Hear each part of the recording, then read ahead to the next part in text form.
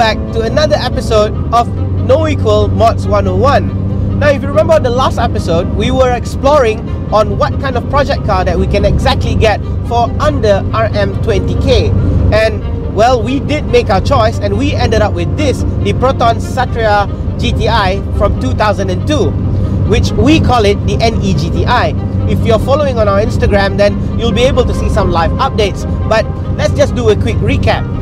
On the last episode, we did a full bill of health checkup when we bought this car at AHM Technique. There was much to explore and much to rebuild because let's be honest, although the car looked good relatively on the outside and on the chassis, and the interior was complete with all the full Recaro seats, well, to be honest, there was much to rebuild underneath. So in order to get cracking, we really need to get these things updated, and that comes to this episode where we'll be exploring brakes.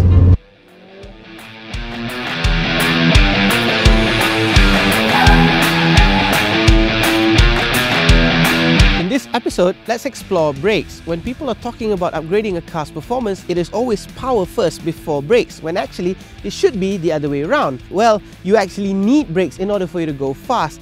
And beyond just the element of safety, being able to brake harder and stronger will give you more confidence as a driver on the wheel. And let's be honest, on both the streets and the track, there is never too much braking power.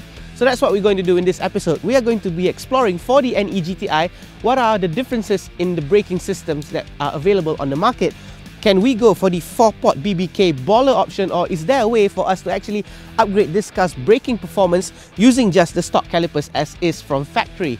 And well, this being a 15-year-old car now, we have to actually first, beyond anything, look into the wear and tear parts, which are usually the fluids and hoses that are well beyond its age of usage. So that's what we're going to do first. Let's explore what we can do for the car's hoses.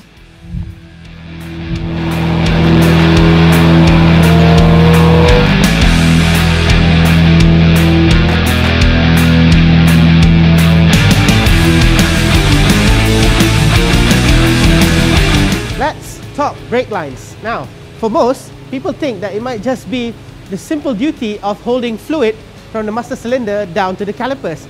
But actually, especially on an old car like the NE GTI, it is very important for us to look into brake lines because there could be material fatigue and safety precautions for us to consider. Now, we're here at CloverTech Garage, the official dealer of Hell Performance brake lines, and we're trying to see whether they can fix us with a set of SSBH stainless steel braided hoses for our NE GTI.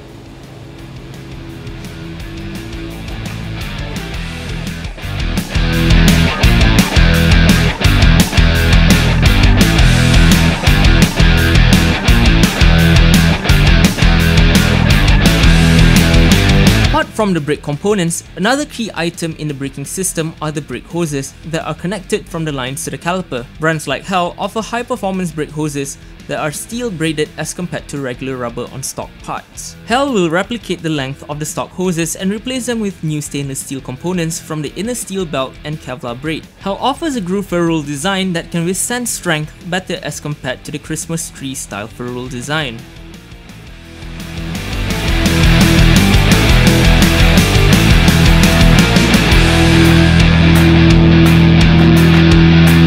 So that's SSBH sorted. Thank you very much, CloverTech Garage. Now we're off to UltraTune, where we're going to look into the next brake components for the NE GTI MODS 101 series.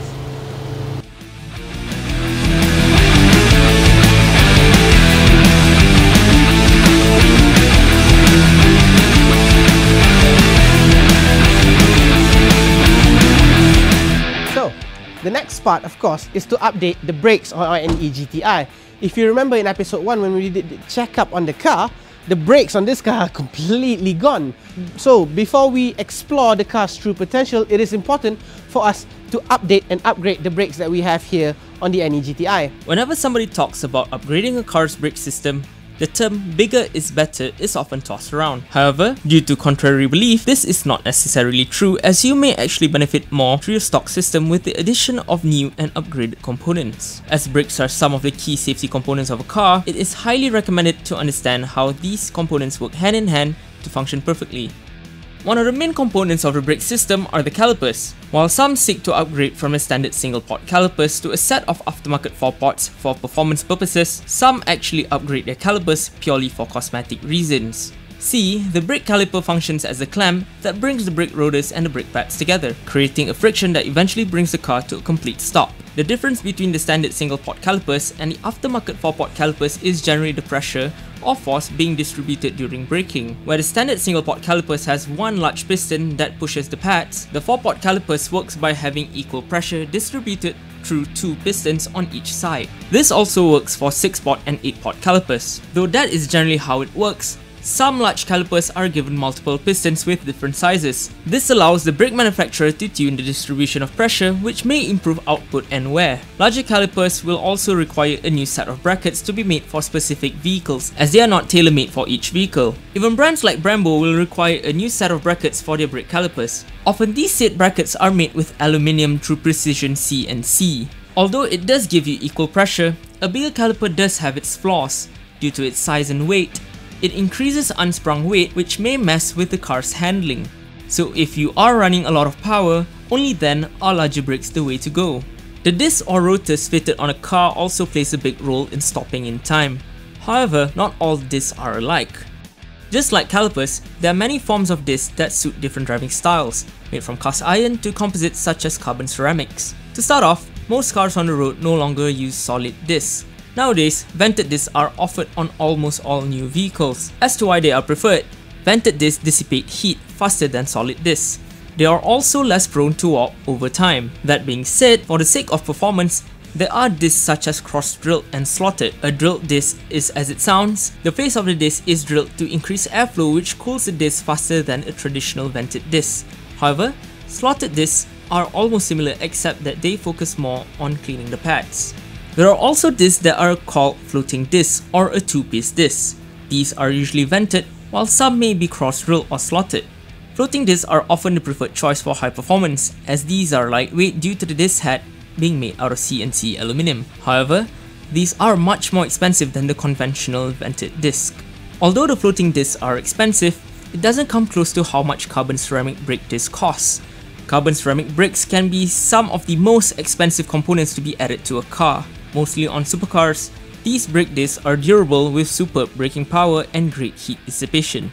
Even if you have the best brake calipers and discs available, it won't be complete without a set of good brake pads and fluids.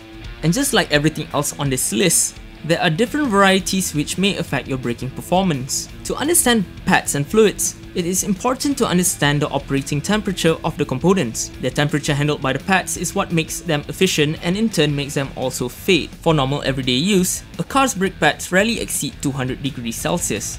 But on track, temperatures can reach up to anywhere between 500 to 850 degrees Celsius. Performance pads usually have a higher temp rating over the standard pad's 350 degree rating. For the sake of performance and safety, it never hurts to go for performance pads as they are more resilient to heat. If you're a keen driver, temp ratings above 400 degrees for your pads should be on your next upgrade list. Fluids are equally important to stop the vehicle, and just like all other brake components, there are a variety of fluids to choose from. Brake fluid comes in the form of DOT3, 4 and 5, which all have different specifications in terms of dry and wet boiling point.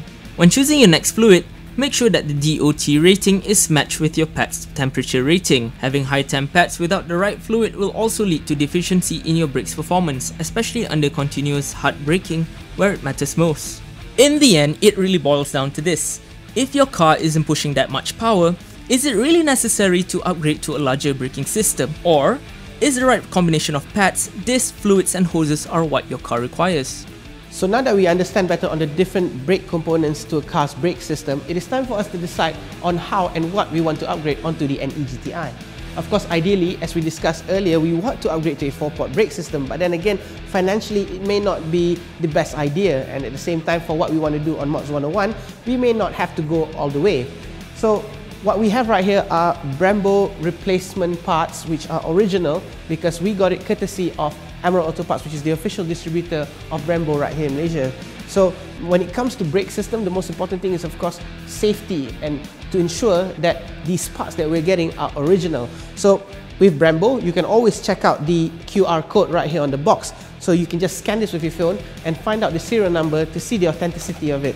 So these are original parts. At the same time, we also have the DOT4 fluids which we'll be installing onto the NE GTI. to match with the HEL SSBH system which we got from Clover Tech Garage earlier. So, as part of this episode as well, since we're talking about brakes, we will be doing a giveaway worth 1,500 ringgits with Emerald Auto Parts and Brembo. So that's something for you to participate and look into, because this is very important for your next thing to upgrade onto your car. So we're here at UltraTune, they are the technical partners here, and we want to get these parts installed. So let's go and check out how they're going to get it installed onto our NE GTI.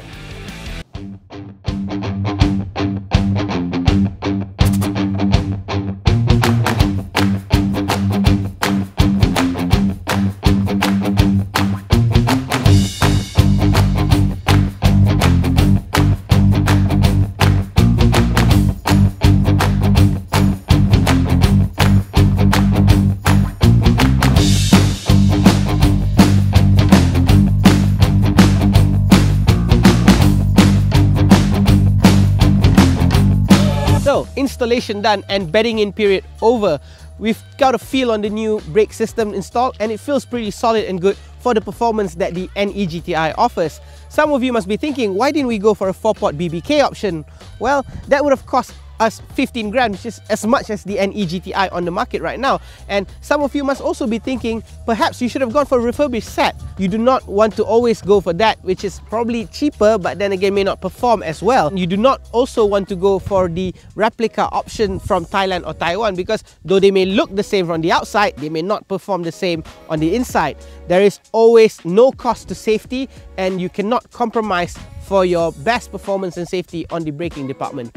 So I hope you enjoyed and learned a bit on the MODS 101 episode 2 brakes. Do subscribe to NoEqual.co for more videos to come, and do leave us in the comment section what do you think should be the next thing we'll be exploring for the NE GTI. Till then, see you next time.